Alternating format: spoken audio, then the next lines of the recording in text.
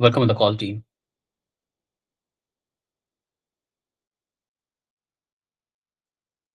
Am I audible?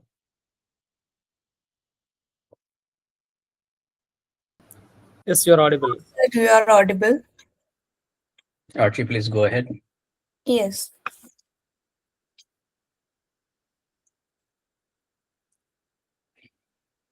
I think we can wait for 1 or 2 minutes, or you can go start.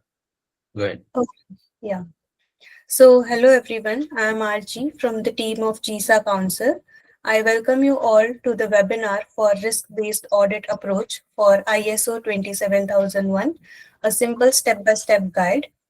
GISA Council is a non-for-profit organization committed to empowering individuals and organizations through specialized training and globally recognized certification.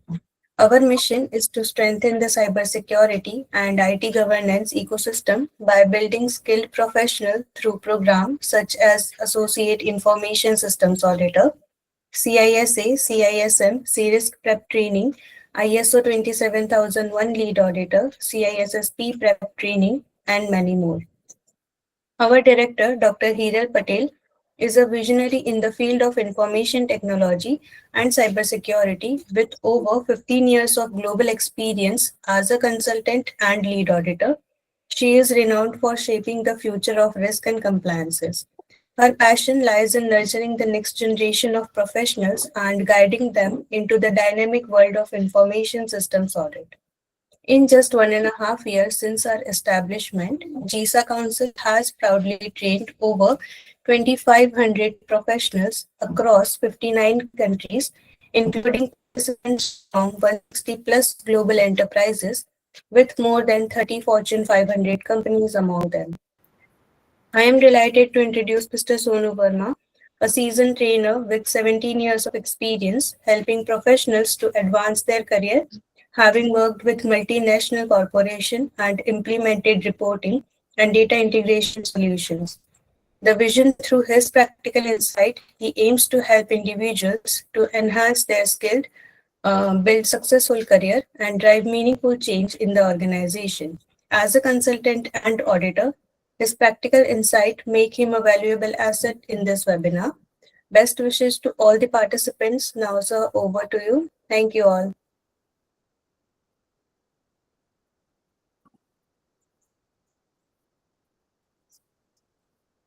Welcome on the call team.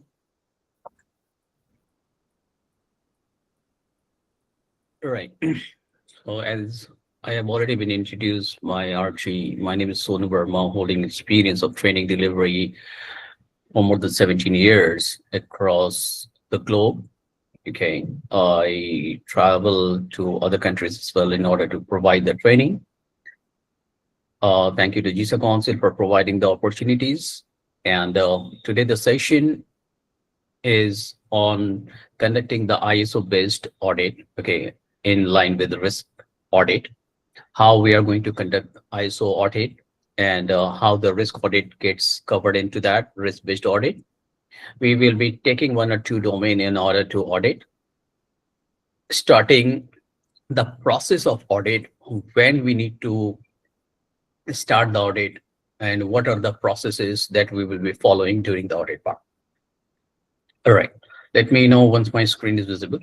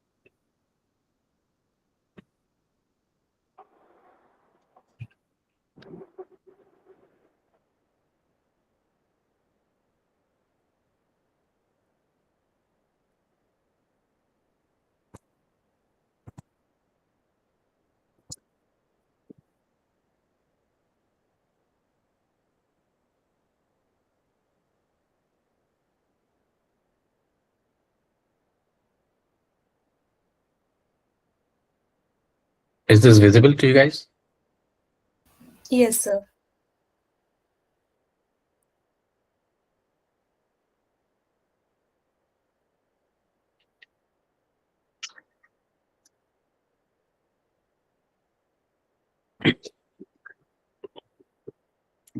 All right.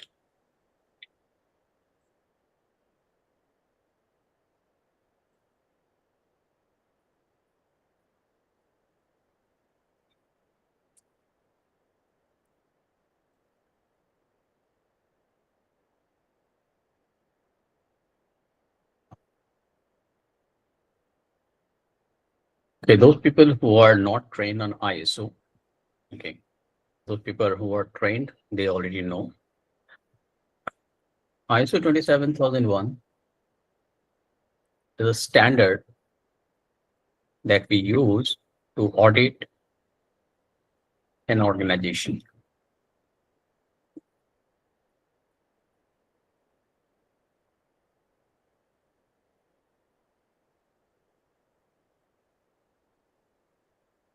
Audit takes place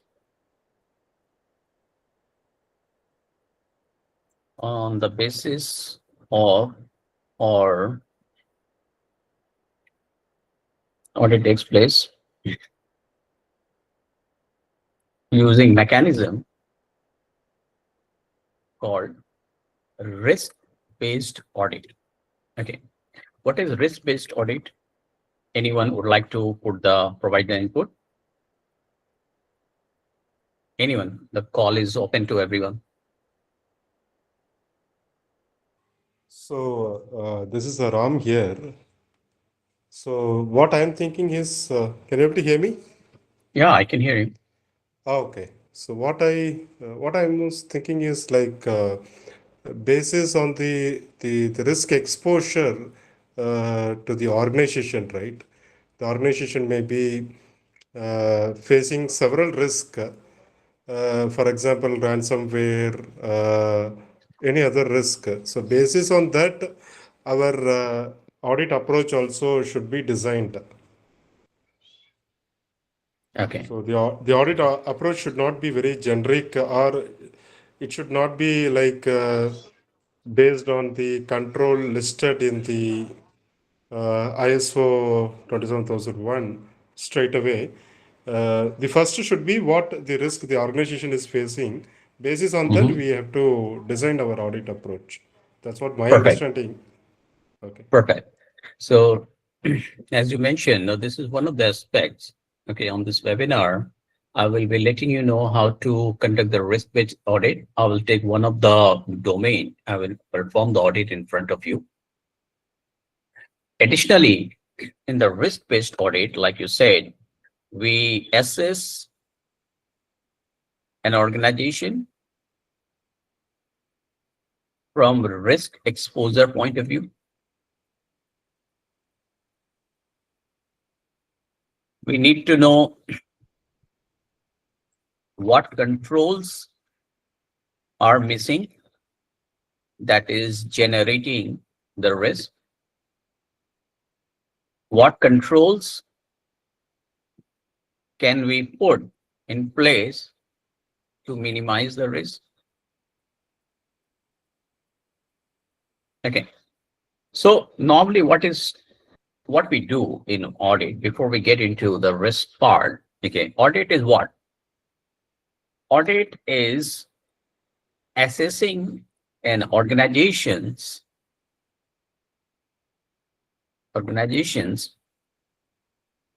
infrastructure,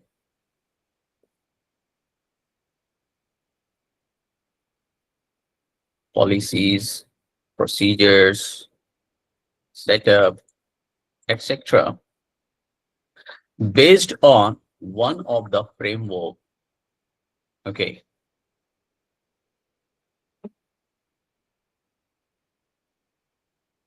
Or using two framework under joint audit. Okay, there are two framework that is used. We call them as a joint audit.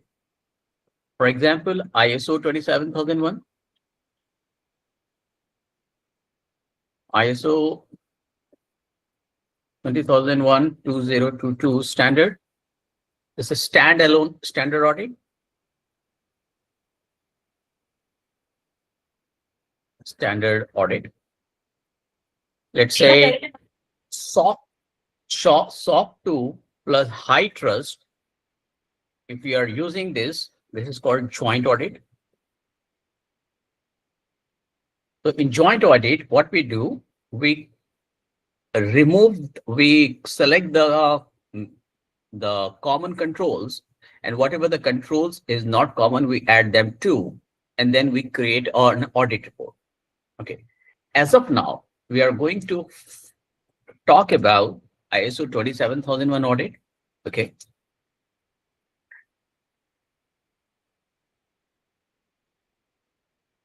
What we need to do, we need to understand what is ISO 27001 is, and then additionally we audit what exactly the policy talks about. Okay. So what we do, we conduct audit. We conduct audit in 3 stages. Stage 1,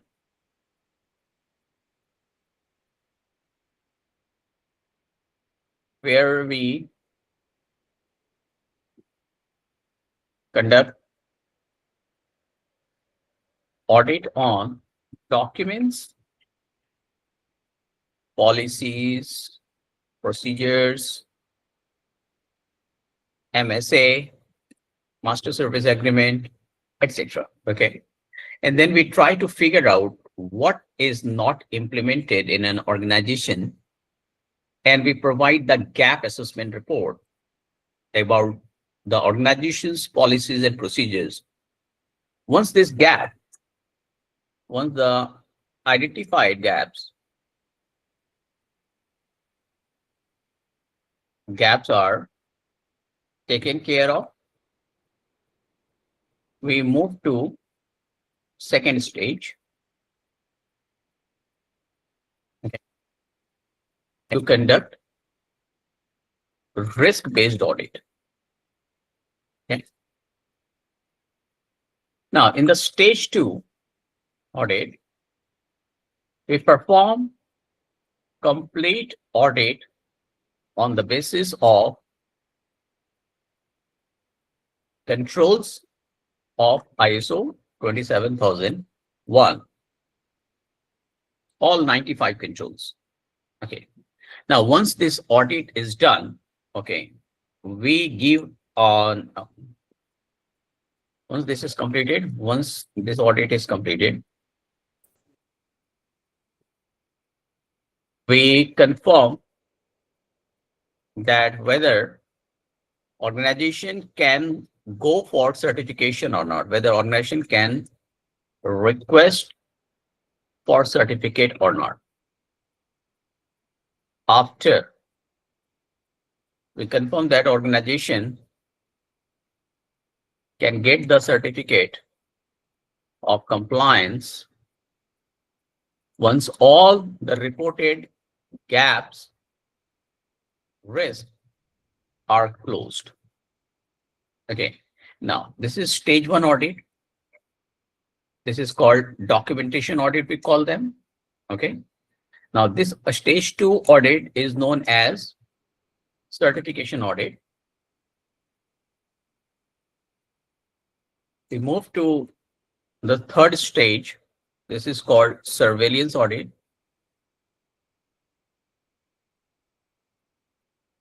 Okay. When we conduct third surveillance audit,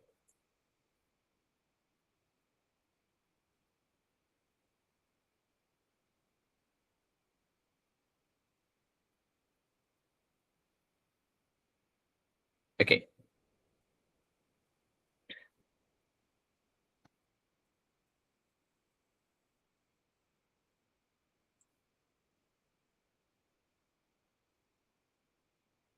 the stage, let's say certificate issue date. Once this organization is compliant, we gave them the certificate issue date. Okay. So what is the certificate issue date? Let's say yesterday we issued the certificate. That was 5th December. Tonu, I believe you are forgetting one step. Prior to surveillance audit, we conduct internal audit as well. This is what we covered, right? In stage 2 and stage 1. Internal audit comes before the external auditor comes. We are talking about the external audit as of now, not the internal audit. Okay. All right. Once the certificate is issued, this is, let's say on 5th December 2022 or 25, we issued the certificate. So the certificate has the validity of 3 years. Okay. So certificate is gonna expire. Expiration date of certificate.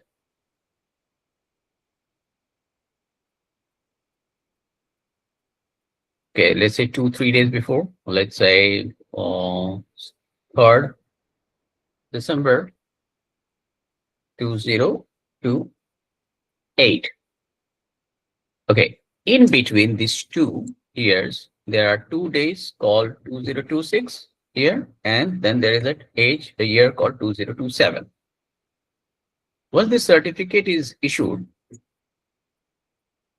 in this year, somewhere in November or December, let's say November 26, any XYZ date, okay, we conduct surveillance audit.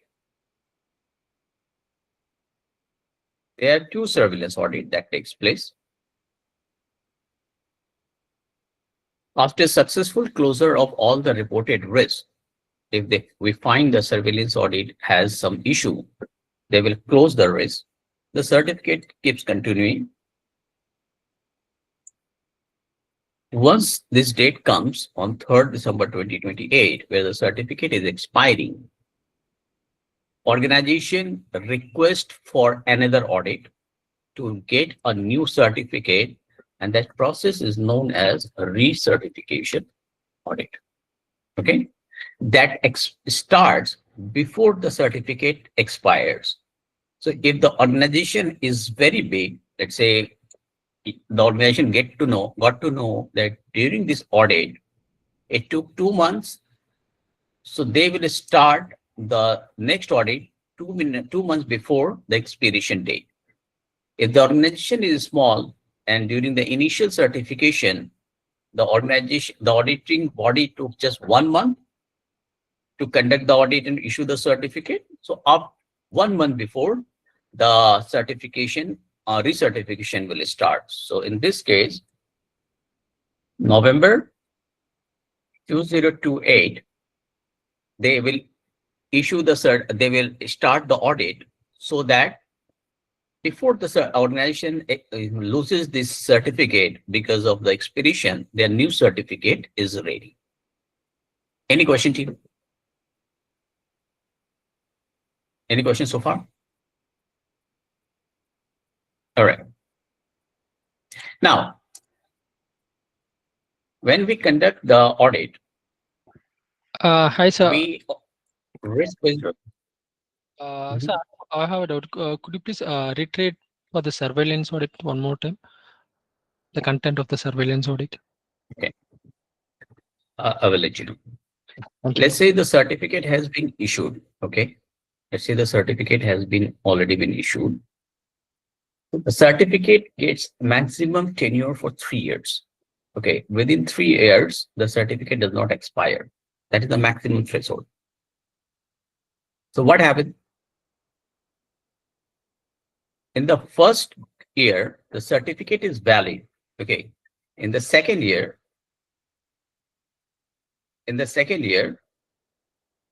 what we do? The person will come from the auditing team. They will confirm that the controls that have been assessed are still operating. So they will submit a surveillance audit report. Next year, again, this will come until the audit or the certificate does not expire.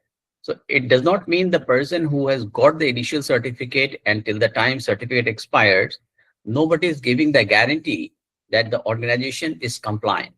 Because in 2 to 3 years, it may happen the organization might have faced some challenges where we needed a new controls to be implemented. So what happens? Or let's say there is a new process that have been onboarded in the organization. So during the surveillance audit, we need to scope out that part because in the initial audit, we have not covered that certification, that audit. So in the next audit, that new process, new line of business will be added. So to provide the assurance to the vendors and the client, we confirm that yes, this vendor, this organization is compliant. We will be conducting the surveillance audit. Agree? Understood this? Yes, sir. That makes sense. Thank you so much.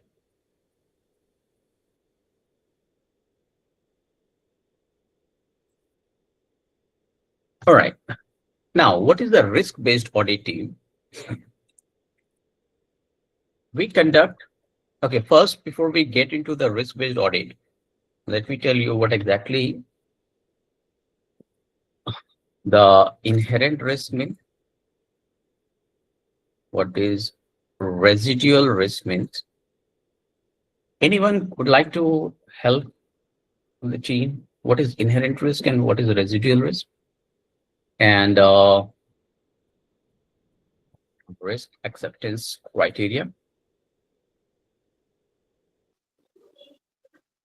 Anyone would like to? Risk acceptance is basically the risk that you agree to accept. The risk is there. Based on the risk appetite, like this risk can be taken. So like based on that, we will get approval from the business unit for the acceptance. Yeah. That is the process of using the RAP, risk acceptance form, okay, where we confirm that yes, risk acceptance form is going to be approved by the business owner, including CISO, and we are accepting the risk.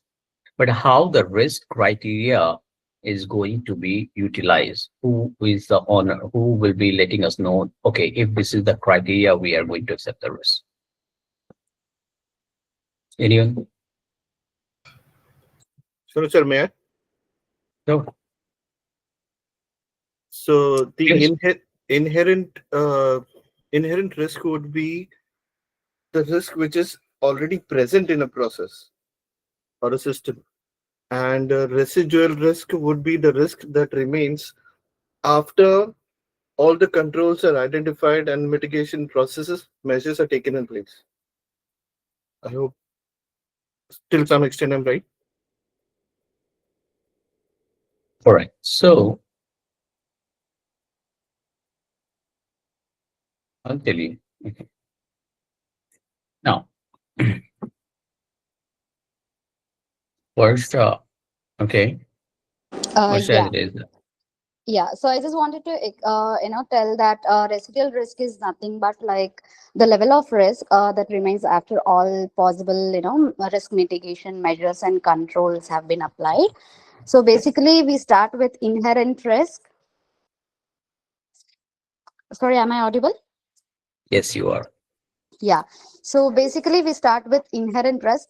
So that is nothing but like, the risk before any controls that we have applied. And when we apply the controls or, that will be a safeguard, like, to reduce that particular risk. So whatever the risk is left after those measures, right? So we call it as residual risk. All right. So basically, the risk which is existing in the process or process or in environment before applying any control.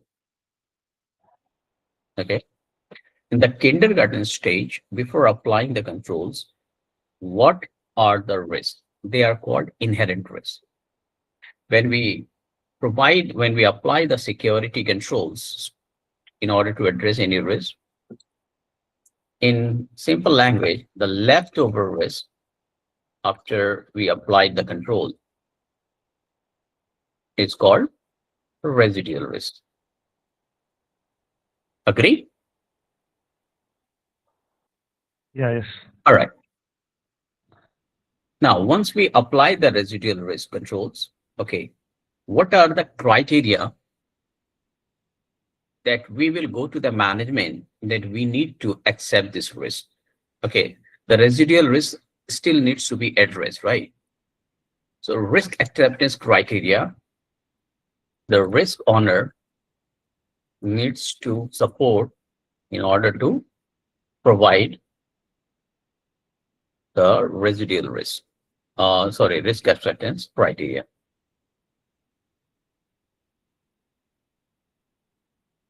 All right.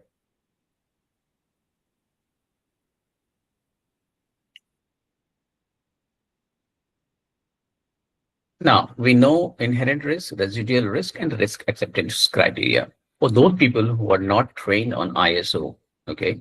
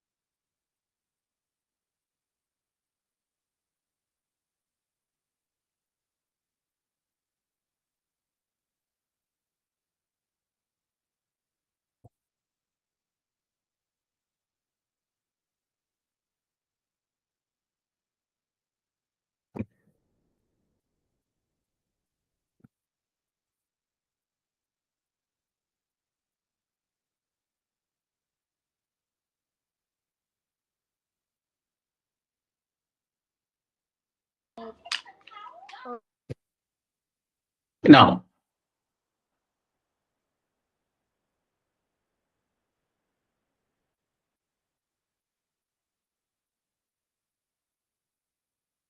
these are the items, okay, we need to address. Let's say the scenario is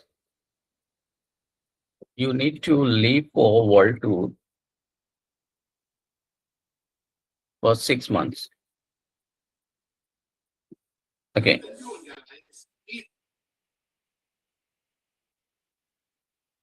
Risk assessment,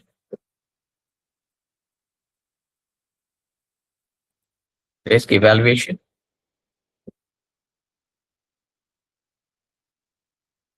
controls. Okay.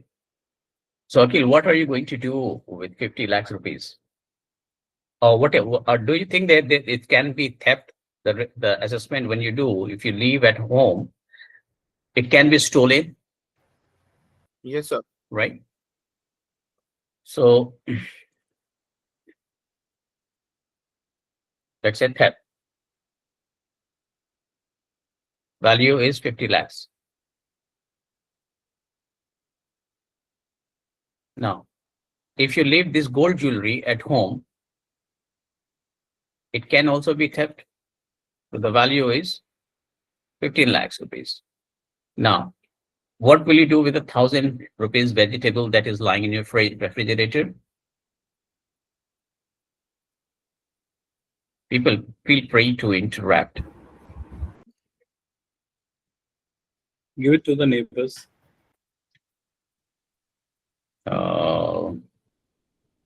Who said this? Give it to neighbor? Harish. Fish. Okay. So let me Otherwise, ask a question. otherwise the vegetable will not. Okay, now you have already answered, Anish. All right, let me ask some question from who all are participating. Vivek and Muhammad Shafi. Okay, what will you do with the vegetable? Vivek. Okay, let me say who has written this. Harish said to never. Okay.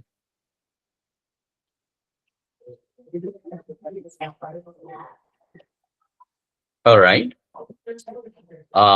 Shafi, what will you do?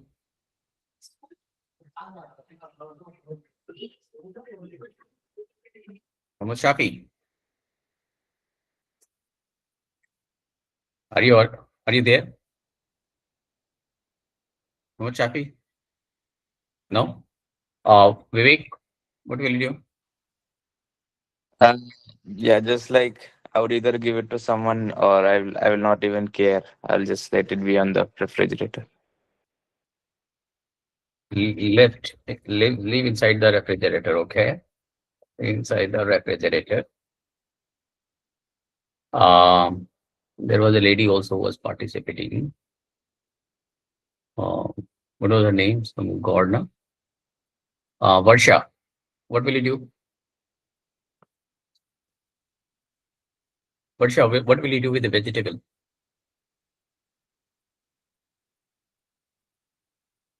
Varsha, are you there? Okay. Anyone would like to provide the answer? One more people?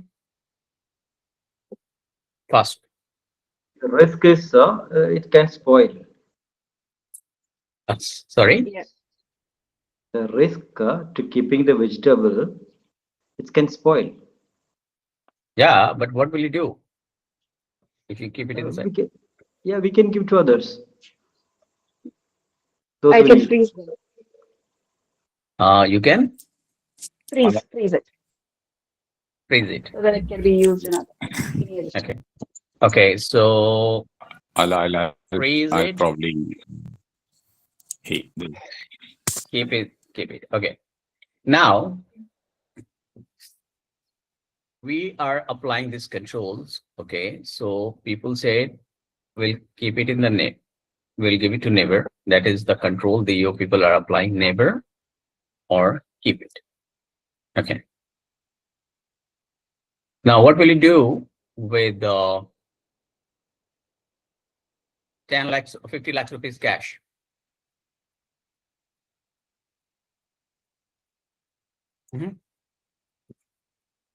Fast team. That can be kept in the bank. 50 lakh rupees, we can keep it in the bank. In bank. And for gold jewelry? Both can be kept in the bank only. Okay, the bank. Okay, what will you do with the artificial jewelry, Soumya? Leave it aside because it doesn't have any worth. Sorry? Yeah, I'll just keep it aside because it doesn't have any worth. So the risk is very So big. leave at home, right? Leave at home. Okay. But still it can be theft, right? It still has the value for 100 rupees, right? Now, once we are conducting the risk-based audit, we need to understand first thing, the rule. Now, why did we keep it inside the bank for cash and jewelry? Because you people followed a rule that the bank has maximum controls to address your risk. The bank has CCTV, fire extinguishers, safety, security, and it is connected burglary alarm. It is connected to the local police station. So it is much safer than your house. So mentally, knowingly or unknowingly, you people have followed a rule called the value of assets define the level of risk that any organization or entity will apply. Correct? Yes, no, maybe? Yes. All right.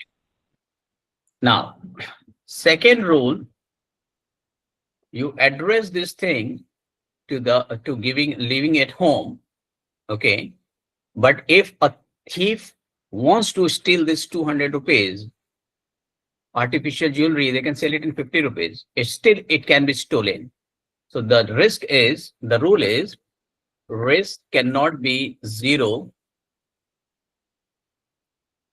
at any given point of time. Okay. Now, once we are applying the controls, what we did, treatment, risk treatment. What you did, Here, mitigated the risk. Here also, you mitigated the risk. Okay. Here, what you did, you transferred the risk. Okay. No, here also you mitigated the risk. The risk is not with you. Here, what you did, you accepted the risk. Okay. Now, the lady told me that since it holds just 100 or 200 rupees value, we can leave it at home. So the criteria for this lady was the value of the cash value. It clearly says that she cannot afford the cash value to lose of 50 lakhs or 15 lakh rupees. So she addressed the risk either by transferring to the bank account into the bank safe and mitigated the risk from their side. Okay. But when it came to address this 200 rupees, she did not pay attention because it does not hold that much of value. And if something goes wrong, she can afford it. So what was the risk acceptance criteria here? What was the criteria? Cash value, affordability,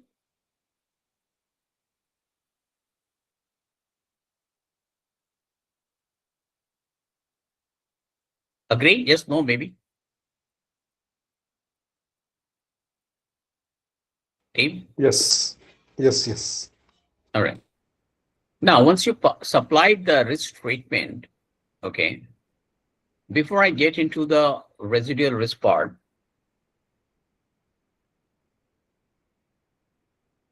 we need to understand that when we are, there is another rule, rule 3. When you apply the controls,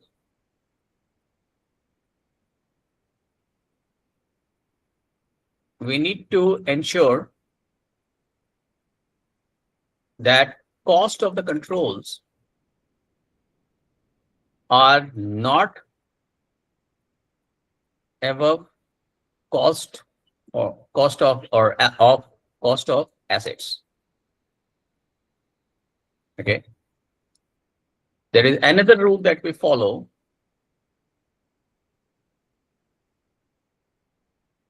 There is another rule that we follow. When applying the controls, we conduct control assessment. Okay, what is the control assessment team?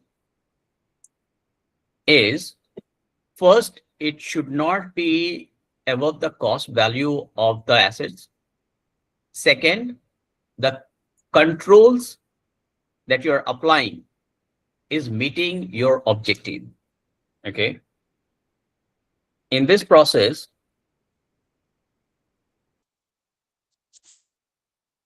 we also ensure that control is meeting the requirement, meeting the objective of the control. Rule 4 of the risk audit, when applying the controls,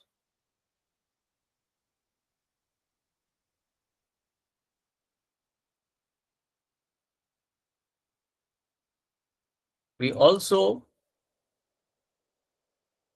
conduct assessment that it is not hampering the mission statement or strategic value of the organization. 5 rule, next rule is that applied controls must not be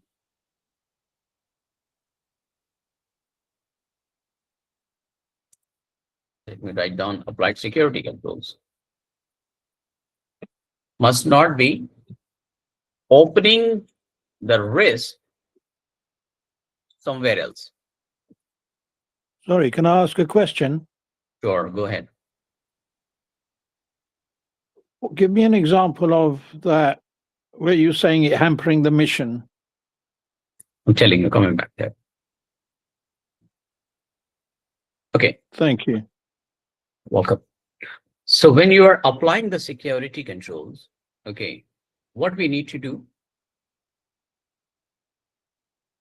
Did you just release the information to your neighbor that you are not here for 6 months and keeping your home vulnerable for 6 months? Did you just pass the information by thinking that you are doing a good work, you should keep your relation good with your neighbor? Did you just pass on an information to an unauthorized person that you are not there? Did we do that? Yes, no, maybe team. Yes. Okay.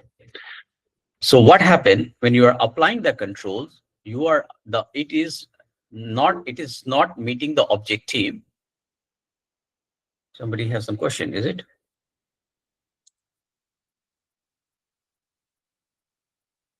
Did he say something? No. All right. Somebody raised the Yeah, I hand. asked you about an example for hampering the mission statement. Coming there.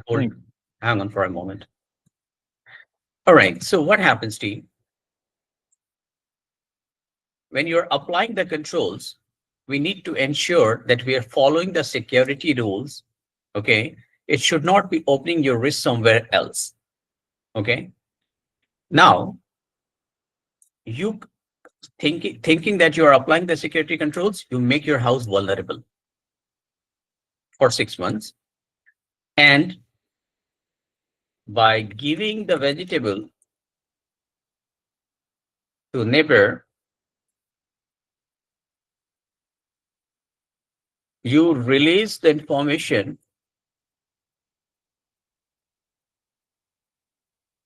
to unauthorized personnel. Okay. Now, information security works on 3 pillars. That is called CIA triad: confidentiality, integrity, and availability. Okay. So when you're applying the security controls, you need to ensure that you're not violating these things. It clearly says that you should not be releasing the information to unauthorized personnel. Now, somebody asked me that how this is going to impact the organization's mission or strategic value. Now, people on this call, I find there are multiple people from the audit background. So let me assess these things as a teamwork. Okay. Now, I need to ask the question from the team. Okay. Now, let's say there is a client in your organization who has already provided you a vendor who will be working as in your organization, and that person is a new line of business. And the client is confirming where your ISO 27000 says your CCTV monitoring should be covered from entry and exit. Okay. And it should not be capturing any data. Now you have got a concern. Your organization has a mission statement that we deliver the value without breaching the data. We do not, we ensure the uttermost integrity. How will you face this challenge if the client says, I need at least 10 cameras in 2 bays where my line of business are working with 50 people? The client is saying, okay, the 10 cameras has to be there. Who can answer this question? Anyone would like to?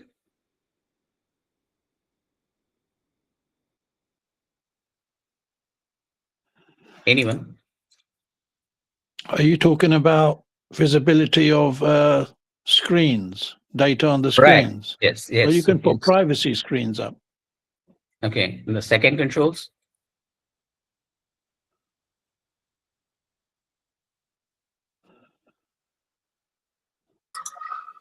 So we can make a seating arrangement such a way that the cameras will not capture the screens. The The seating camera arrangement. will. Okay. The office seating arrangement. Mm-hmm.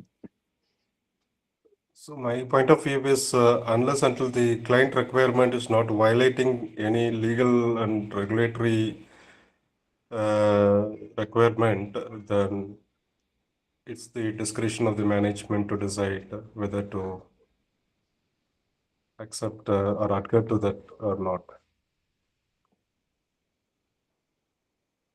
Okay, great. So what we do when we are applying these controls, okay, what we are doing, we are ensuring that we are not allowing anyone to ensure that if somebody is asking to provide the security cameras on the floor, yes. So we will do the control assessment so that it is not violating the company's strategic value or the mission statement. We cannot say, okay, yes, you can apply the 10 cameras without privacy screen because it is going to capture the company's data where the people are working on the screen, right? So when you need to do the control assessment from that point of view also. Okay, if for because of one client, we cannot ask the client to apply the security controls where it is hampering other clients or mission statement. So during that, what you need to do, you need to conduct the control assessment. Okay. Now, my screen is still visible, right? All right. Now, let me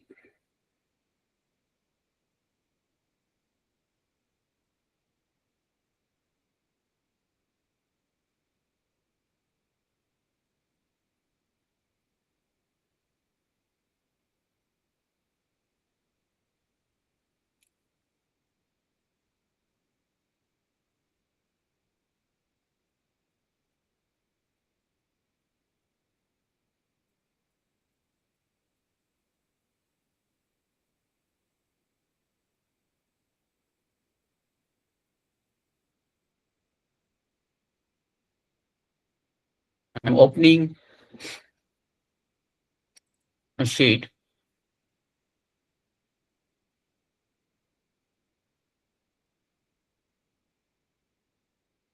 Okay.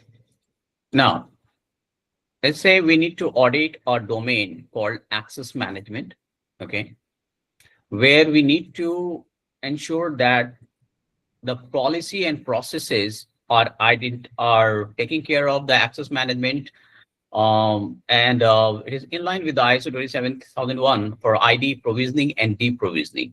Okay, so this is the policy where an organization has created, and we need to audit this part. Okay, so it says the process of granting access will follow the new hire IDs and promotion and transfer, where trainers needs to raise the ID request and generate a Jira ticket. ID needs to ensure they grant the access basis the ticket received and approval granted basis business justification. All the tickets must go for approval before processing to ensure checkers and makers protocols are followed. Okay. Now, IT team needs to ensure they process the access post checking the approval of tickets and granting the access within 2 business days.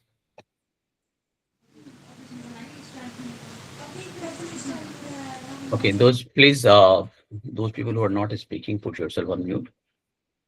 Okay, now ID request form, it says the trainer needs to fill the attached form and submit through ticket to ensure IT team knows which tool access is needed. Which tool access is needed. At what level? Okay, I'm making it bold for the convenience of the people. Okay, so before we get into the ID deactivation part, okay, so what we do, ID process in as per ISO, what we do, it goes through a mechanism or it goes through a process called cradle to grave. Okay, where new hire IDs are created. Our team is requesting you to put yourself on mute if you are not speaking. Narendra, I think it is coming from you. Could you let me?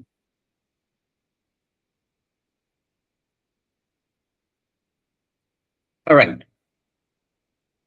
So new hire IDs are created when someone joins. When someone gets promoted, we give them additional access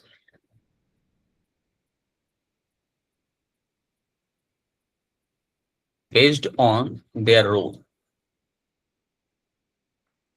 When someone leaves,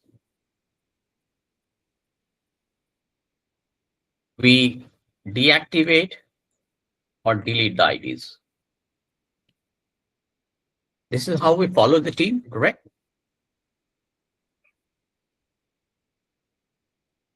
This is how we do.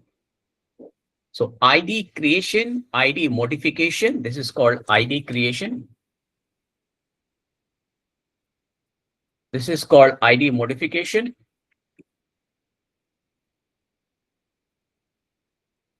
This is called ID removal process, or we can say ID deprovisioning.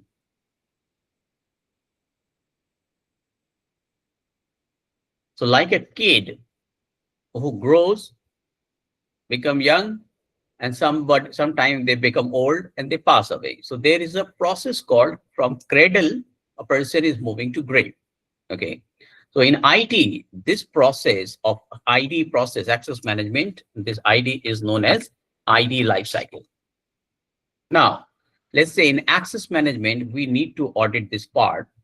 Okay, I'm just keeping the screen for 2 minutes for all of you. And you people, those people who are trained on that can help me to know which all control, what we need to audit here. Just giving 1 minute to all of you as an interactive session.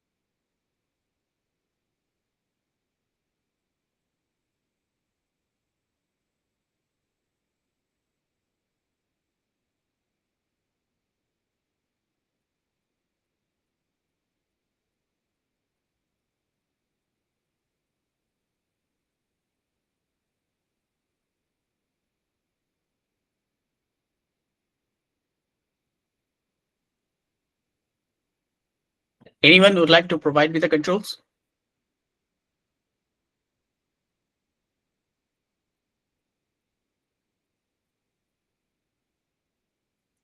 All right, let's do the audit. Okay, I will do in front of you.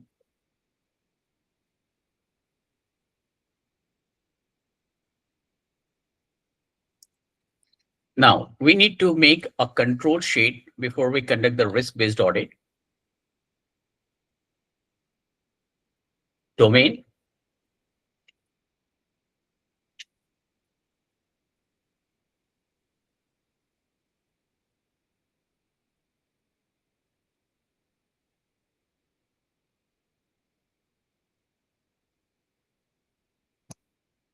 Access management.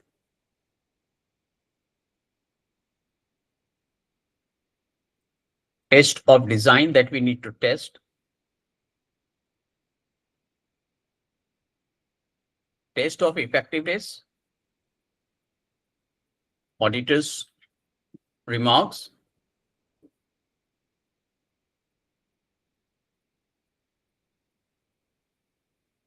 Findings. Compliance status.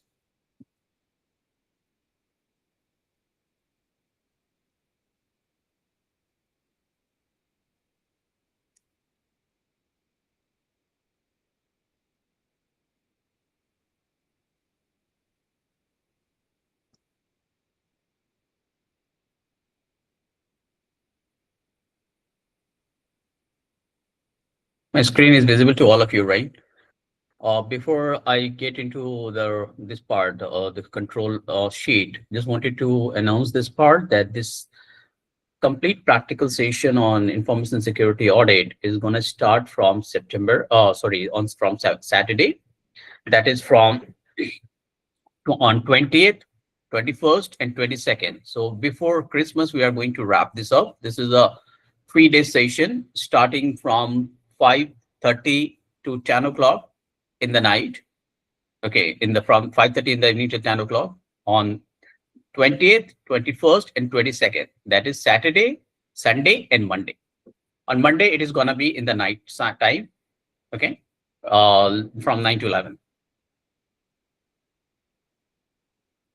Those people who are interested, they can reach out to support team and they can register for the full-time course. Now, coming back here. Is it a certificate-based training or certification? I mean, can we write the certification right after this training? You will be getting a certificate of attendance. Okay, this is a short training of 3 days where people will get to know how the ISO controls are audited, how all the controls and domain will be audited. You will get to know. And after this part also, this webinar, you people will be getting the training certificate of attendance or everyone who have joined the class. No, but after this 3 days of training, do you can go ahead and write down ISO 27001 lead auditor training course, and you can get yourself certified. Perfect. Thank you. All right. Now, let's say we need to audit this part, access control part. So the test of design means what we need to test when we are doing when we are auditing any of the documents or policies. So it says the process of granting access, okay, where the trainer needs to raise the ID request, the GISA ticket needs to be there. So in any domain, when we are auditing, if you people have the audit experience, we know that the first thing we need to do is that there are 2 controls we need to check if what we need to test in the test of design is the access management policy. Part. What we need to check here, test of effectiveness. Check if AM policy exists. Check if AM policy is annually reviewed and approved.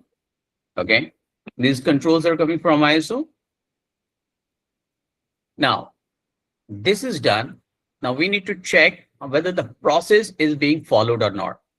So the policy of the company says that there should be a GISA ticket that should be raised for each employee.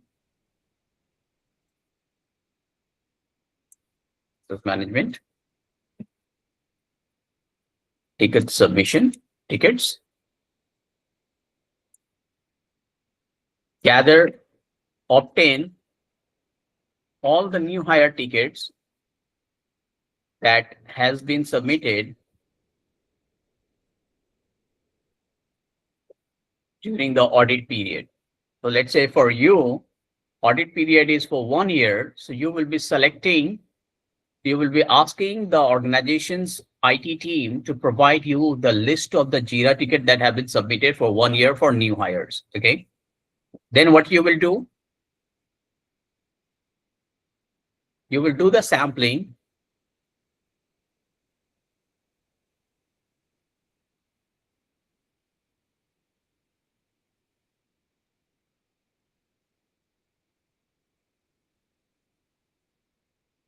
Do the sampling of tickets.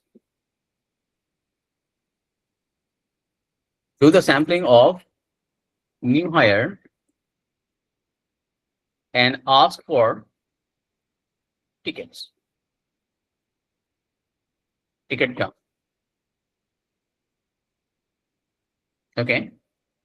Select the few tickets and ensure they are submitted before the IDs are created. Now, so the person needs to provide you the ticket dump, and then you need to validate the Jira ticket is created for all the employees who have joined during your audit period. The ticket has the approval, so they will share the screenshot of the ticket, and then you will see, okay, these number, let's say 100 people have joined. So if you want to audit 10 people, so you will select the 10 tickets, 10 tickets from the last year, and you will ask for the evidence. Now, how the auditing sampling you will be doing? For example, in January, February,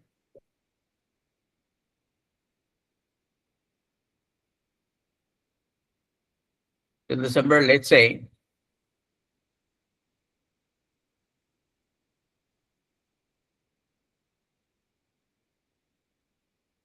ten people have joined here, 5 people joined here, 10 people joined here, 6 joined here, 10 joined here, 15 joined here,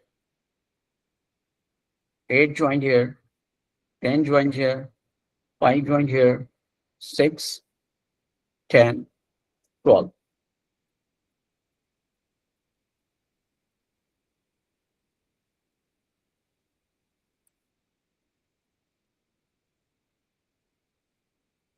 Total 107 tickets are submitted. Now, the risk-based audit says that when you are conducting the sampling, in that also you need to use the sampling method where the risk is not exposed in any of the month. So your sampling must be scientifically done to ensure that all the months are touched. Okay, you may decide to go for 2 to 3 tickets from here, 1 ticket from here, 2 tickets from here, 1 ticket from here, 3 tickets from here, 2 tickets from here. Okay.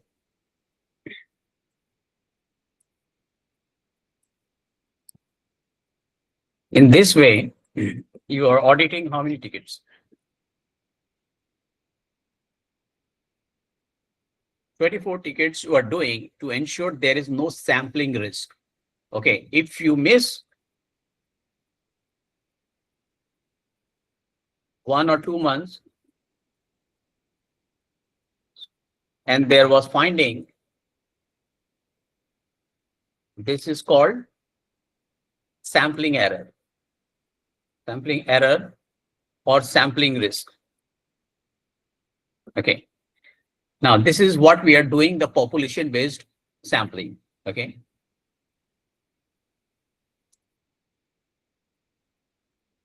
Population-based sampling. Now, how many tickets you are losing here in the first month is 7 tickets you are leaving. Here you're leaving 4 tickets.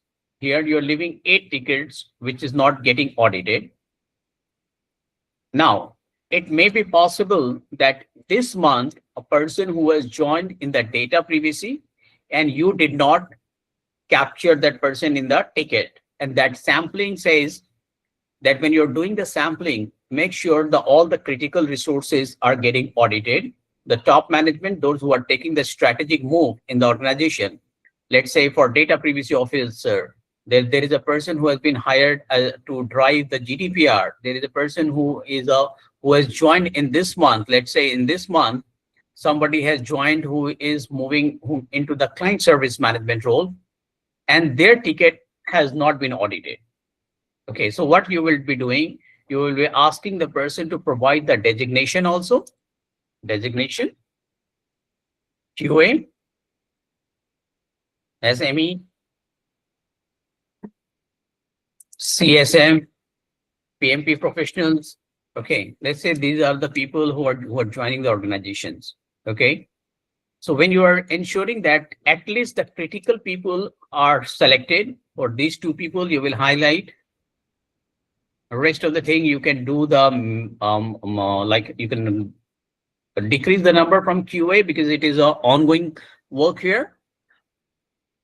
Now this, when you're doing the sampling on this part, one is a population based sampling. This is called designation or stratified sampling. You can say it's a block sampling as well. Or from the CSM team, let's say there are 3 CSM team who have joined, person 3 client service manager who has joined in 1 year. So you will be choosing at least 1 or 2 CSM ticket to validate that their access to the system have been reviewed and approved, because these people will be dealing with the highly critical data.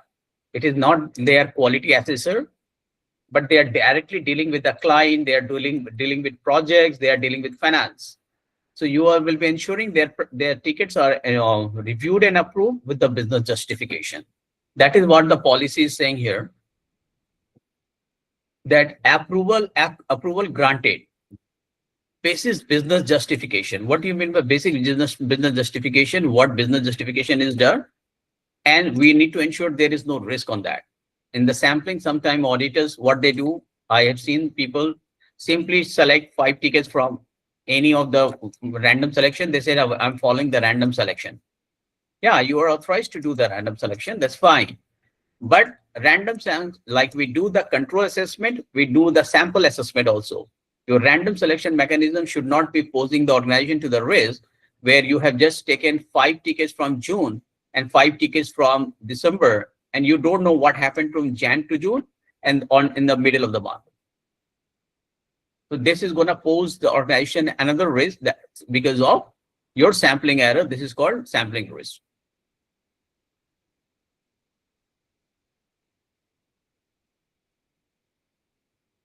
Now we're going to the control sheet.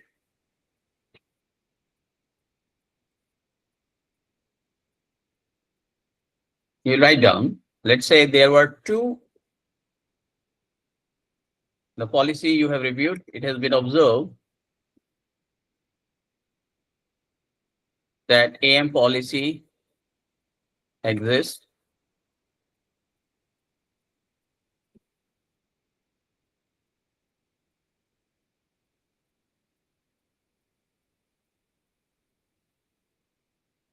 And it is reviewed and approved by IT supervisor. The version 2.1 was shared and found that it was approved in June 2025. Compliant. Okay, this is also compliant. But here, what you did when you have been auditing, in the practical session, we will be using the complete evidence. There is a shortage of time in this webinar. Now, let's assume when you are auditing this control, you found that there were 3 tickets which have not been approved, and they were from the client service manager team. You write down, it has been observed that 3 tickets out of 120 tickets, or let's say you have, how many samples was there? We did 24. 3 tickets out of 24 samples. Out of 24 sample tickets,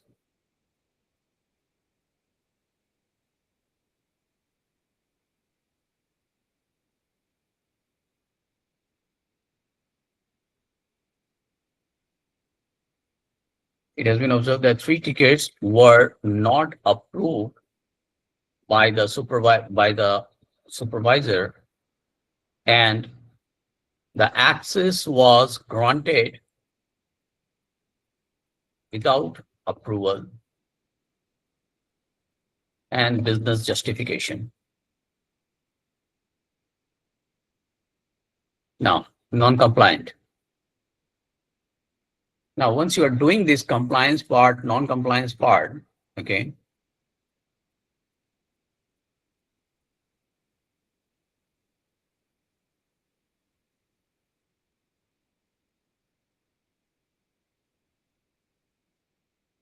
you need to write down the risk.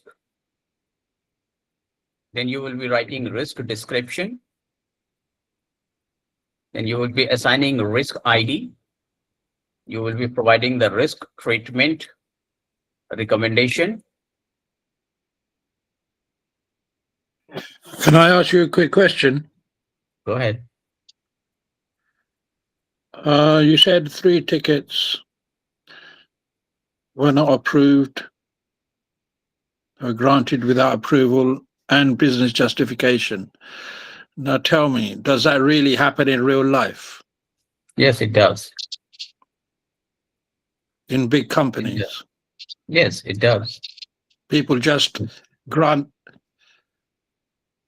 Yes, what happens when it is a mid-segment organization? Okay, let's say you have got some people in your organization. They are big short people. Somebody has joined as a, let's say, client service manager, and the person and they simply walk into the IT room. They say, "Can you grant me the access? I have a client meeting right now." Okay, so that basically happens with senior management. It doesn't happen with normal workers. Right. It happens with the normal worker because the person has become friendly with the IT team. They walk into the IT room. They didn't say, "Hey, man, can you give me the access? I will put down the ticket in some time. I'm going on break." And the person forgot. The person forgot to put the ticket, and the person forgot to ask for the submission of the ticket. And the person got the access without the approval and the ticket, which is So that's creating usually, a that's usually internal people that have been That is around, they're familiar, they're in the faces, but new hires, that's not going to happen with new hires, is it? That is correct. Thank you for that. Now, thank you. Welcome. So what is the risk? Unauthorized access? Unauthorized access? What is the risk description? Because of one risk assessment, the risk description can be anything. Unauthorized access to the system may lead to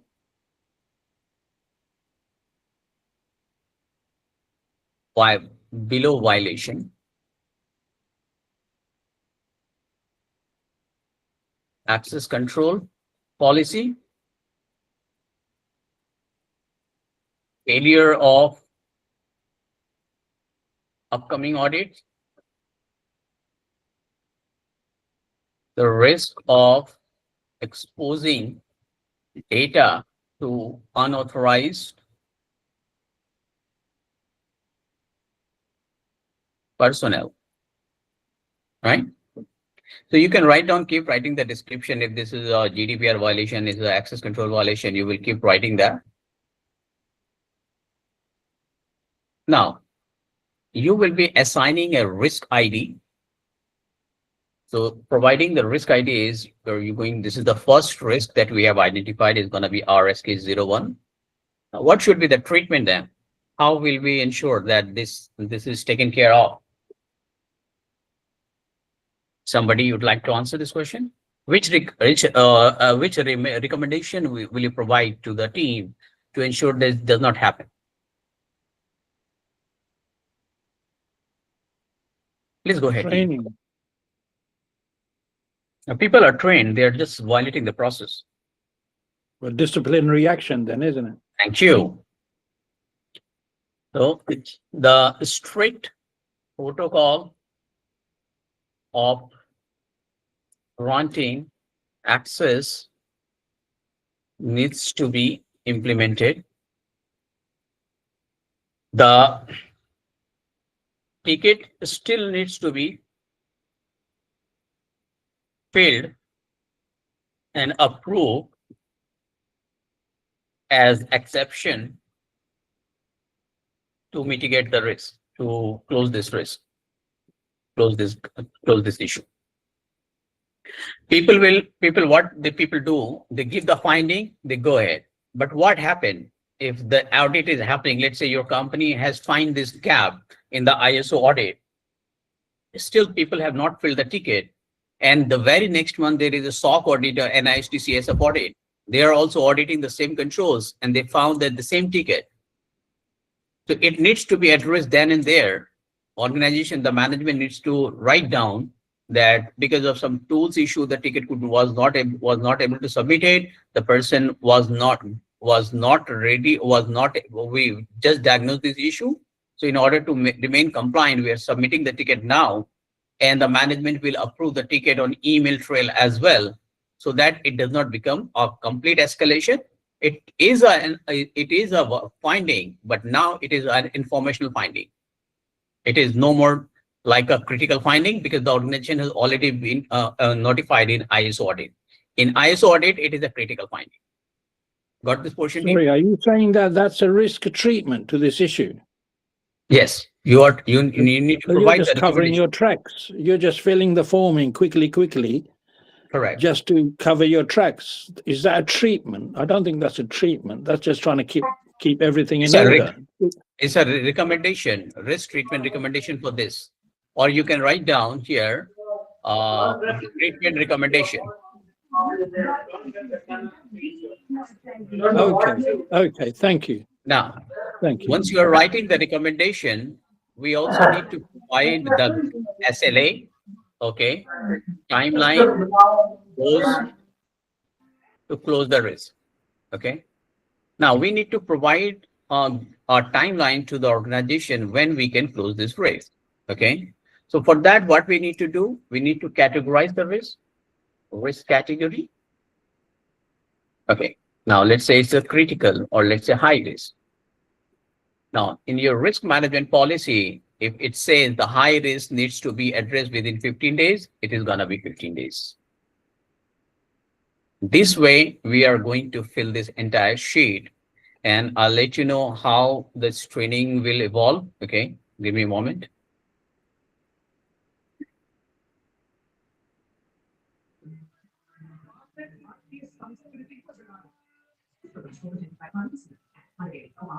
This is just a webinar session, so I'm keeping it short and simple.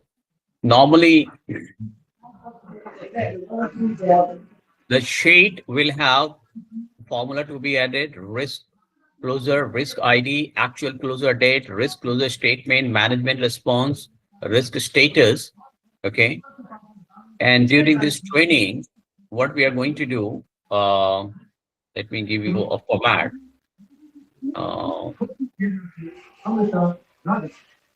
Team, please keep your phone on mute if you're not speaking.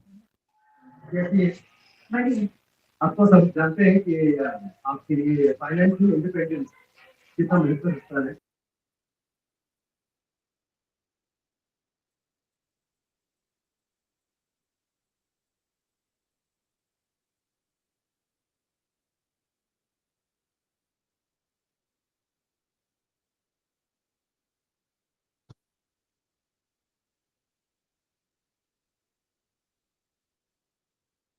So during the training, those people who are going to register, they're going to have a full-time training on this.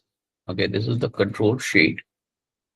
Okay, we are going to write down the risk description. We are going to categorize the risk. We are going to provide the risk ID. Then we will learn how to provide the CIA value to each identified risk. We are going to close the risk. We are going to assign the risk owner. We are going to provide the actual closure date and then the closure statement.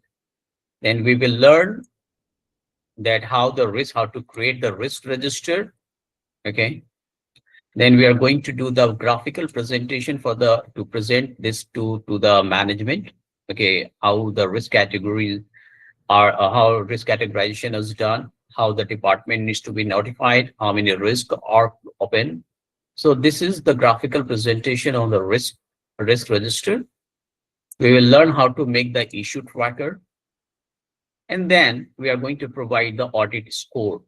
Okay, we are going to write down the complete audit score part. This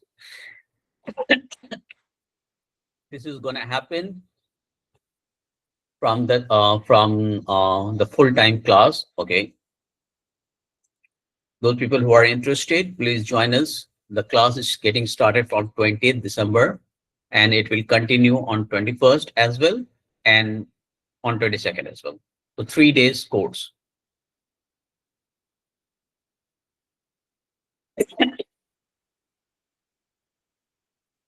Any question, team?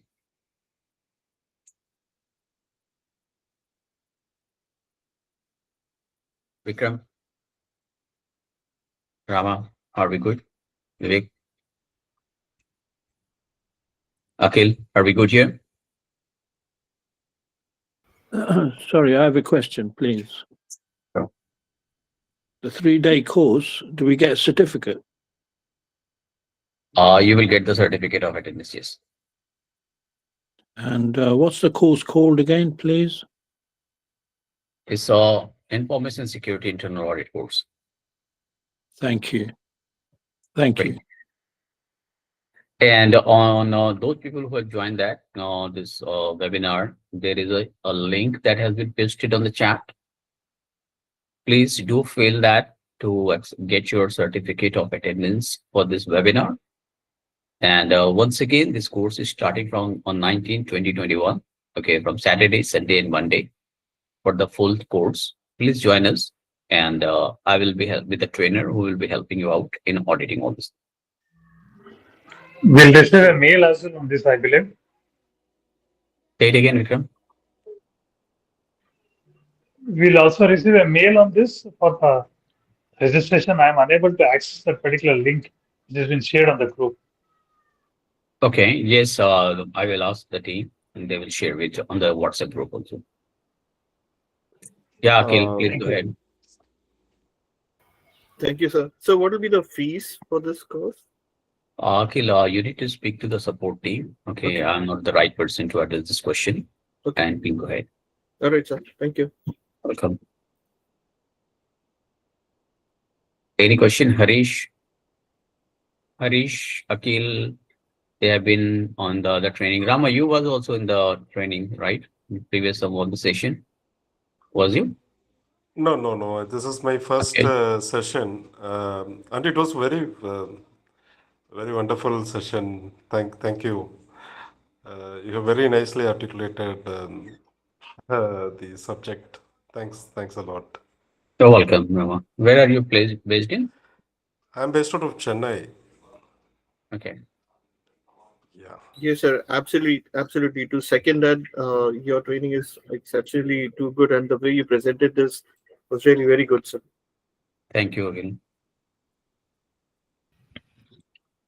Hi, sir. Just have one question. This is for training is happening for lead auditor, or it will be also for lead implementer? Lead auditor.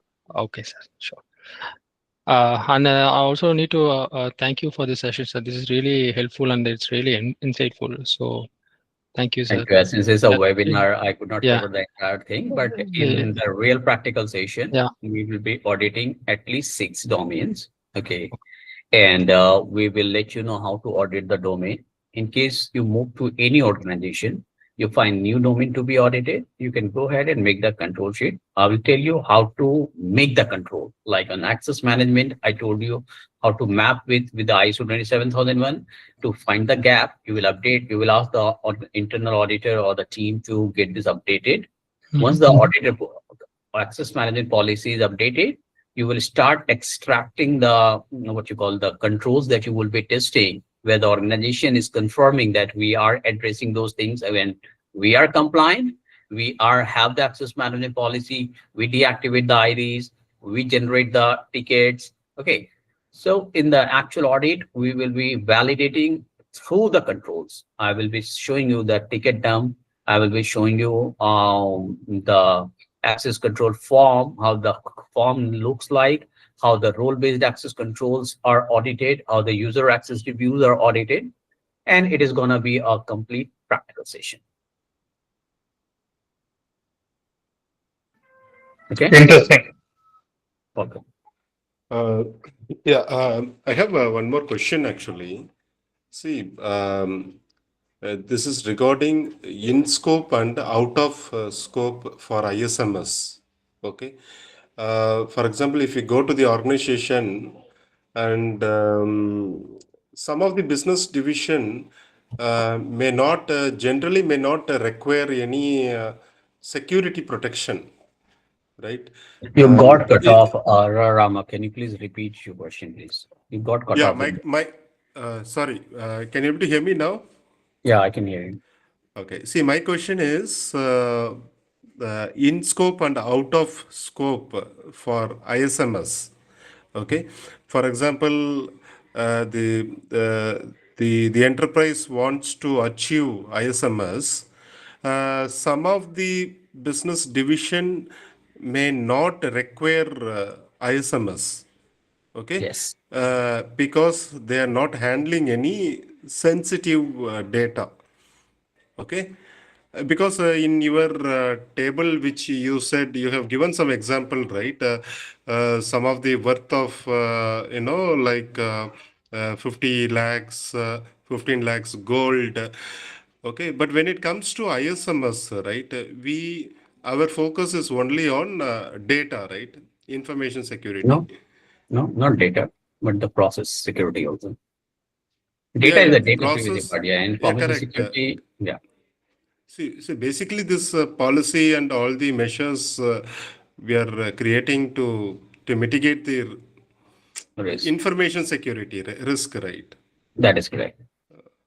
Okay. So what happens? Let's say my question is, for example, I'm just giving some examples. For example, some business service they handle only public information, right? Only public information. For example, printing service. They do only printing service. Yes. Even those informations are lost. It is not going to. There is no information security impact, but there will be the business impact, right? Why not information security impact? Let's say you are printing a book for an authorized writer, okay, and the book is yet to be published and making it patent, and you lost that book. So that is going to create an information security data breach, and you are violating the contractual compliance. You are violating somebody's patent right. It becomes a legal issue also. Right? If you're keeping this book and somebody is using this book before it got printed, you lost those books. It's an information security issue.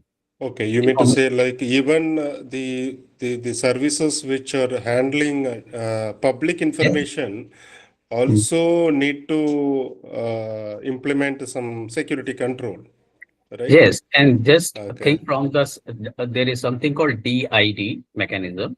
Okay, when I was showing you the risk part, risk auditing, what we did, a risk assessment was not just in the control part.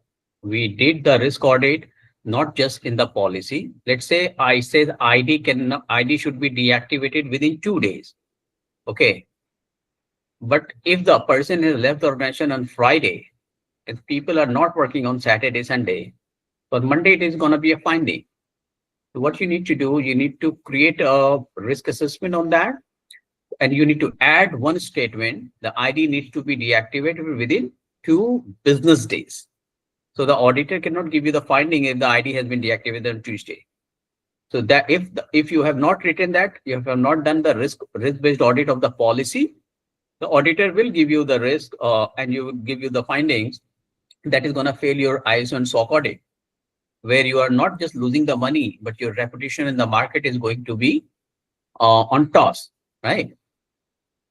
So what we do, let's say you are thinking that, let's say, printing pages, right? So what happens? Now, I will come back to you, Ovid. Hang on for a moment. So what will happen? Let's say you have hired 5 people in your printing press to print a book. Okay, just think this from this perspective. Everything is done. Okay, people are making the print and everything. Now you did not release the salary, or you did not provide the good appraisal to that person, and that person is frustrated, and by mistake or knowingly or unknowingly you did not conduct the background verification of that person.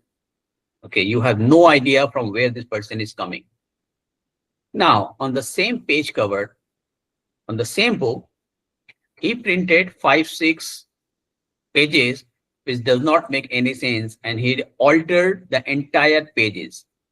Let's say you are writing a book on software development lifecycle, and you have written something XYZ story, let's say some super, what you call, when the wheel was invented, when the fire was invented. They've written all these 10 pages and put inside, and they wrap it up and printed the book and sold it in the market. Now there are 1,000 copies being sold in the market, which does not hold any valid or any relevance with the topic. Now users will read and say what kind of topic this person is selling it out.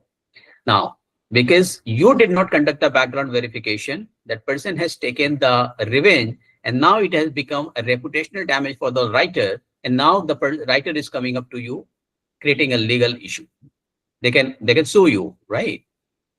Because you did not conduct the background verification, and the forensic team said, yes, the printing ink says that it is published from your printing press. Make sense? Yeah, got it. Thanks, Sonu. Thank you. Yeah, somebody always, you were saying something, right? You were asking something? Yes or no? Just one question. Like, if we were discussing about the termination, right? Say if the policy is to, have the termination done in 2 business days, and if it is not done, so I have the same, issue with one of my projects where they had a compensatory control. When when I validated, I found like some 3 to 4 people haven't terminated within 2 business days. Then we reached out to the HR team like to see understand like why it isn't done. Then they mentioned like there is also a compensatory control to in order to mitigate that. So I'm just trying to understand like when we say like compensatory controls, what is They the must have, thing like we are referring for like? this person must have told you window password has been deactivated. The person cannot come in the organization. How will he use, right? This is how they must explain this gap. I mean, I have set up a call, uh, uh, in future, like in the upcoming weeks. I'm just trying to understand, like if there is the compensatory control is already in place, say like um, the the user account is managed by Okta. So if they say like it has been managed by Okta, is that the compensatory control they are No, trying to refer, or I'm just no. trying to understand it? Okay. This is a very good. I don't mean to do these things, but yes, those people who are not security professionals, Yeah. Okay. irrespective of the department, Yeah. okay, they need to get the training. Okay, if these Okay. people are saying they are compensatory controls, so I have been facing these challenges, okay, in multiple audits. Yeah. So I created a RAP, risk acceptance form, I sent to the management that your team is saying that the person's ID badge has been deactivated, person cannot get on the floor, so person will not be able to log in the system because the system is already submitted. The asset is laptop is already submitted, and the as this laptop and we are using software. Sorry, platform cloud services. Okay, the person to log into the cloud, they need IDs and password in the system. But what about insider threat? Insider threats means if I have before I left for the day, I am dealing with the finance data. Let's say this, I am dealing with the financial data and my system has been taken, but the IDs are not deactivated. Now I want to do some nonsense work. Okay. Correct. What I will do, I will give you my ID and password. Okay, can you use? And what you did, since the entire infrastructure is on cloud, and people mostly forget to segregate the VLAN, you went to the training room, you log in with my email IDs and password, it is working, and you did everything that you wanted to do, and then gone. Now your system has not been utilized. The forensic team cannot hold you, hey Joy, it was your system who has been utilized with Sonu sir's ID. Yeah. They cannot hold you accountable. Yeah, correct, correct. You might have used my email IDs with in the training room, and me, the training people cannot hold me accountable because I have given you that I am leaving. Now the IT team forgot to deactivate. Now let's say Akhil has also shared the IDs and password. Okay. Now there are two IDs and password you have. One, what you did, you log into the internet chaos, which is kept for 3-4 people for browsing the internet. Okay, there is an organization who always keep for social work or networking, but you in the break time you access your WhatsApp, Instagram, and there.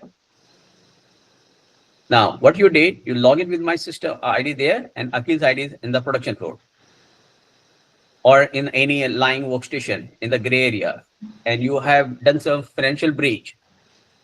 Now, you have become an insider threat because both of us have shared the IDs and password before we left. So it is going to create the issue. Now, let's just understand you have taken, you have not done anything. Let's just understand you have not done anything. Yeah. You have not done any financial fraud. You logged into the system with Akhil's ID. You made a video of 1,000 social security number or checking account information, and then you went out. After 6 months or 1 year, you use the credit card number and social security number to do the risk, what you call it, in US we call it as a risk check, like we have in India as a civil check. Okay. And then you applied for the loans. You have the credit card. You have their credit card number. You have their social security number. You have their expiration date. And then you are doing the shopping.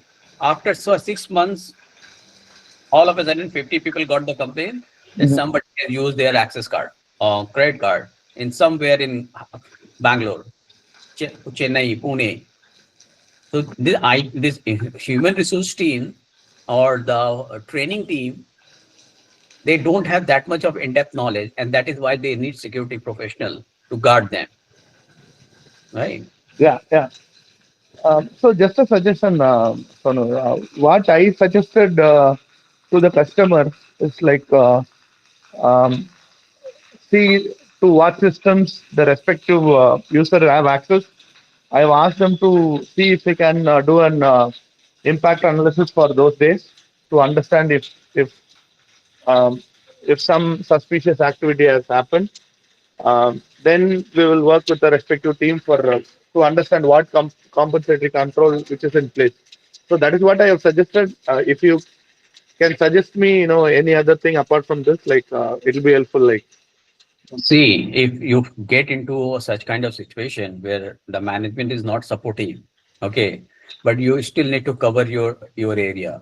Okay, yeah. So the simple and the most effective way is that give them the risk acceptance form. Okay. That as per my security analysis, this can become a problem. And since you people are saying that nothing can happen, please fill this form that if anything goes wrong, your department is going to be accountable. And I'm telling you, more than not 100%, 1,000%, you will get back. They will get back to you saying that, okay, we are not going to accept the risk. Why we are going to accept the risk? Okay, you apply the security controls. Now that is how it is. You are taking the answer from their mouth, what you wanted to do. Okay. Okay. Reverse psychology. Yeah. Yeah. Understood. Where do you work? Sorry, in which location? I'm part of TCS. Like TCS. Yeah, but I work for a different customer. Okay, which location are you in? I'm from TCS Chennai. Okay, great. So please do join us. Okay, there will be loads of learning. Okay, Yeah, sure. And we'll see you in the class then. Saturday. Sure, yeah. Yeah. Thanks, Anu. Thanks for the input. Yeah. Take care.